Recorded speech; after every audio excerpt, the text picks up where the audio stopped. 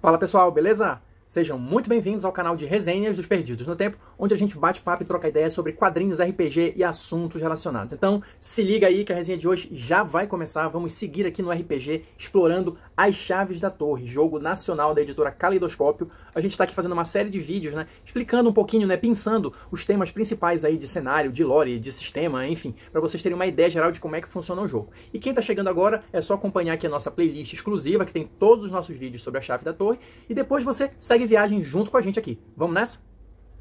Então olha só, pessoal, depois de alguns vídeos abordando conceitos básicos, iniciais sobre o jogo, chegou o momento da gente de fato adentrar aqui no capítulo 1, que vai falar sobre o mundo sob o olhar da torre, ou seja, o cenário propriamente dito. Como vocês podem ver aqui pelo índice, é um capítulo bem extenso, então várias coisas para a gente abordar aqui. E lembrando sempre que conforme fomos alertados pelo autor no início do livro, esse conhecimento vai chegar para a gente através da visão, através da interpretação de personagens, de NPCs, personagens canônicos que a gente conheceu no iníciozinho do livro, a gente teve uma pequena apresentação de cada um deles, que inclusive eu nem fiz, não me detive em explicar quem é cada um, mas se vocês quiserem, a gente pode fazer um vídeo específico apresentando os personagens, talvez seja interessante, até porque pelo que eu percebi, pelo menos nesse primeiro capítulo aqui, essa fala deles vai ser constante, vamos passar todo o primeiro capítulo na companhia desses personagens, então caso vocês queiram saber especificamente quem é cada um deles, com mais detalhes e tudo mais, já se manifesta aí nos comentários que a gente vai agilizando isso, beleza?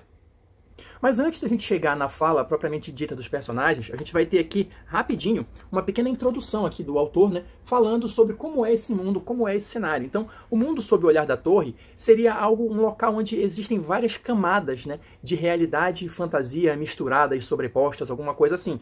E a sensação é de que você tem algo que é familiar, mas que ao mesmo tempo te causa uma certa sensação de estranheza, de desconhecido, alguma coisa assim. Um exemplo que ele dá é algo como se fosse um local que você sabe que deveria, por exemplo, estar cheio de gente, sei lá, uma estação de metrô, alguma coisa assim, um local que normalmente é bastante movimentado, e essa estranheza é traduzida via de regra pela questão do vazio, do abandono.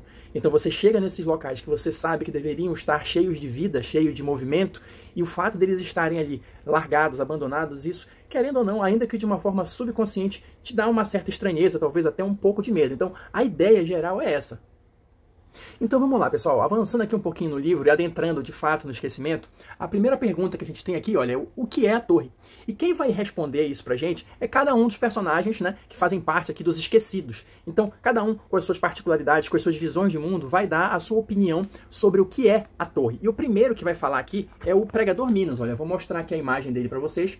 Lembrando, se você quiser saber mais sobre cada um dos personagens, só se manifestem nos comentários que a gente vai pensando as histórias deles e fazendo vídeos talvez um pouquinho mais curtos. Mas enfim, para o Pregador Minos, nós não entendemos o plano divino, tá? A torre, ela busca o bem comum. Ou seja, buscar as memórias, buscar reaver as memórias que a torre retirou é um pecado. Nós devemos ajudar a torre. O propósito da torre é bom e nós, os esquecidos, devemos ajudar a torre a atingir os seus objetivos. Então essa é a primeira visão que a gente tem, a visão do Pregador Minos.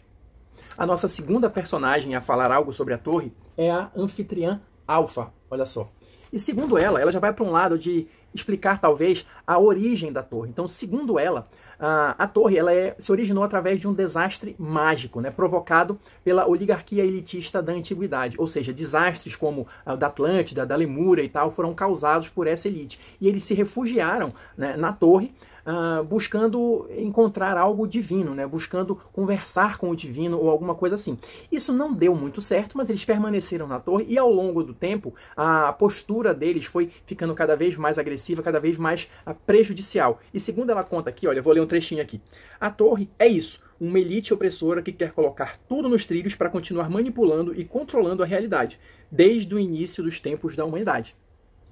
Já a nossa próxima personagem, a princesa Neon, tem a ideia de que a torre, na verdade, vai funcionar como um grande museu de exposições. E o objetivo dela, ao apagar as memórias ou ao aprisionar os esquecidos ali nesse mundo sob o olhar da torre, seria de fato fazer uma grande exposição de todas as eras da humanidade. Essa é a ideia dela. Tem outra personagem, a Alma da Festa, olha só. Essa personagem aqui acredita simplesmente que a torre são expectativas. Ou seja, o que isso quer dizer? Ela é o que cada um dos esquecidos acredita que ela seja. Ou seja, ela vive do que os próprios esquecidos pensam dela. Ela se alimenta disso. E ela não tem uma personalidade ou um propósito próprio. Ela simplesmente se adequa ao que os esquecidos acreditam que ela trate, né? E na sequência, a gente vai ter aqui outro personagem, que é o eremita, olha, o eremita da ponte. E o que ele fala sobre a torre?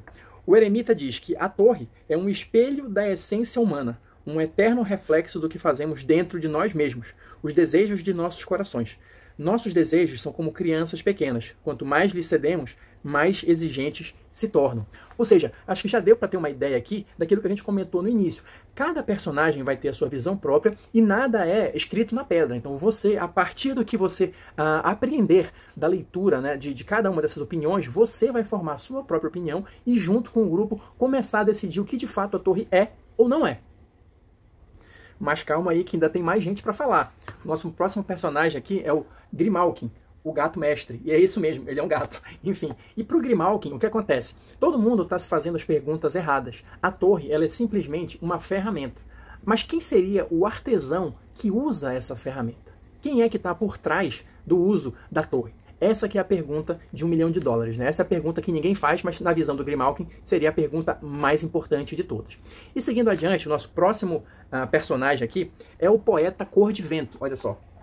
Isso aqui vai me dizer que não é Vértigo? Muito, né? Enfim, o poeta Cor de Vento, ele tem uma das visões mais estranhas, enfim, que eu achei dessas primeiras aqui, né? Para ele, tudo que a gente conhece, tudo que a gente vive, né, seja a realidade conhecida, né, quanto a realidade esquecida, que é o mundo sob o olhar da torre, tudo isso, na verdade, faz parte de um grande experimento de seres que a gente não consegue entender, tá? E esses seres, que também não conseguem entender muito bem a gente, eles fazem esses experimentos justamente para tentar, quem sabe um dia, conseguir entender o que é a alma humana, ou como funciona a alma humana, ou alguma coisa nesse sentido. Então, para o poeta Cor de Vento, tudo que a gente conhece e tudo que a gente já esqueceu, na verdade, faz parte de um grande experimento por esses seres incompreensíveis. E para fechar aqui as opiniões dos personagens sobre a torre, tá faltando aqui o Alex Matemágico, olha só. Para o Alex, o que seria a torre? Ela seria, na verdade, uma porta para um conjunto hipotético de universos possíveis, ou seja, tentando trocar em miúdos ali. Seria talvez algo como um nexo de realidades, né? A entrada do multiverso, alguma coisa nesse sentido aí. Um grande o que aconteceria se, né? Para você que curte aí quadrinhos e séries da Marvel e tal, um grande o que aconteceria se. Um nexo de possibilidades, talvez. E não pensa que acabou, não. Muito embora todos esses personagens tenham suas próprias opiniões, ainda existem outras possibilidades aqui, né, que são plausíveis, né, de serem explicações possíveis para a torre. Olha, então a gente ainda tem aqui outras possibilidades. Deixa eu ler esses trechinhos para vocês aqui. Olha lá, a torre pode ser mais uma mentira deslavada, na qual a maioria das pessoas acredita. É como em um mágico de Oz, espelho e fumaça. Quando chegar lá, não encontrará o que está procurando. Será? Talvez a torre seja o sistema imunológico da realidade, voltado para combater corpos estranhos que não se adequem ao padrão pré-estabelecido e sejam reconhecidos como tal. Porém, quem define isso? Ou se você não gostou de nenhuma dessas, talvez a torre seja apenas um criadouro de pesadelos, corrompidos e geridos pela própria máquina maligna, com o intuito de servir e trabalhar em prol do surgimento de outros pesadelos. Ou talvez, quem sabe, a torre seja a engrenagem da realidade, que faz o mundo funcionar. Alterar a sua configuração muda o sentido das coisas permanentemente. Será que sim? Será que não? Ou talvez a torre seja uma memória do surgimento do abismo, enterrada nas profundezas do labirinto de lembranças apagadas, exposta como um troféu do que a conquistou. Ou, por fim, talvez a torre seja apenas um jogo de contar histórias, né? Uma brincadeira na qual seres externos sentam-se ao redor de uma mesa e, enquanto se divertem em uma conversa descontraída, definem aleatoriamente sobre os rumos da humanidade e o que deve ou não ser esquecido. Então é isso, pessoal. Vou ficando por aqui. Espero que vocês tenham curtido aí essas diversas interpretações e possibilidades sobre o que seria de fato a torre, né? Deixa aí nos comentários qual que você curtiu mais, enfim. Quem quiser continuar com a gente, no próximo vídeo a gente vai começar a falar, olha, sobre os efeitos do Oblivion, ou seja, o Oblivion, pelo que deu para sacar até agora, é a força que a torre usa para fazer com que as coisas, as pessoas, as memórias sejam esquecidas. Então, enfim, esse vai ser o nosso próximo tópico. Mas quem assistiu até agora, muito obrigado aí. Deixe seu like, seu dislike, comentários sempre, tá? Para o teu feedback de vocês. E a gente se encontra na próxima resenha.